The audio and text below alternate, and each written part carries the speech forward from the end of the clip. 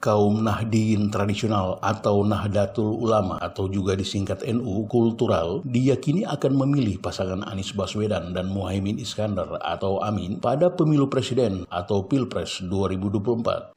Ini menarik, kenapa saya bahas bersama teman-teman yang orang-orang kalangan Nahdiyin, terutama kita lebih banyak Nahdiyin kultural.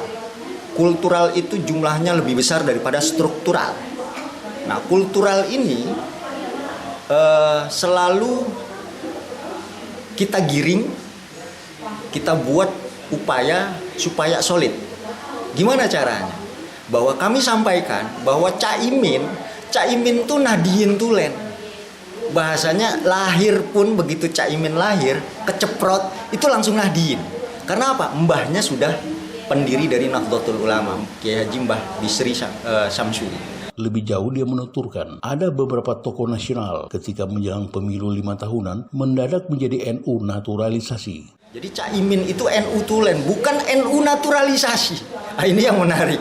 NU naturalisasi ada beberapa tokoh yang ketika menjelang pemilu 5 tahunan ada naturalisasi. Kita nggak usah sebut, tapi kita yakinkan kepada NU kultural bahwa Caimin Nahdiyin tulen. Santri tenanan, santri banget. Jadi proses itu atau informasi itulah yang kita edukasi kepada masyarakat, terutama NU kultural. Jadi kita nggak khawatir sebesar berapapun NU kultural pasti akan mendukung pencapresan Anies Baswedan dan Muhaimin Iskandar. Dengan kata lain, NU kultural juga disebut sebagai NU tradisional. NU kultural sendiri adalah NU tradisional atau lebih dikenal sebagai NU sarungan.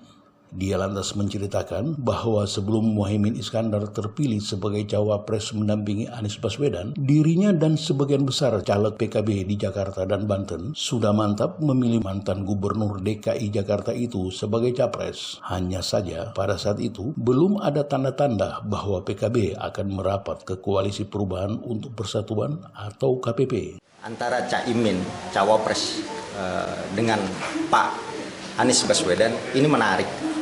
Menarik kenapa? Dari dulu Jakarta itu merupakan basis daripada Pak Anies Baswedan, juga basis daripada Provinsi Banten.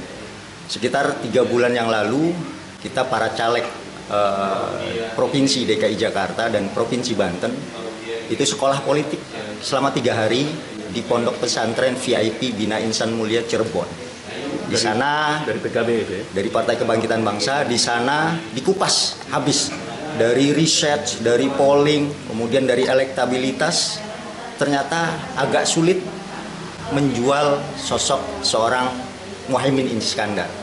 Dan lagi-lagi dari riset tersebut yang dilakukan oleh sebuah institusi, sebuah lembaga, yang alhamdulillah itu jadi doa kami bersama.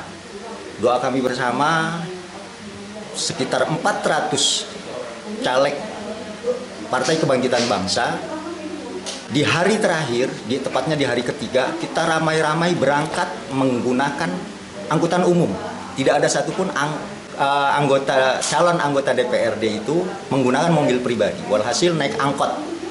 Sebanyak 400 naik angkot menuju makam Sunan Gunung Jati. Dan kita berdoa di sana, kita minta suatu keajaiban, kita minta suatu mukjizat agar Pak Muhaimin dan Pak Anies Baswedan bisa bersanding. Dan alhamdulillah doa itu terjawab sekitar 1 bulan yang lalu.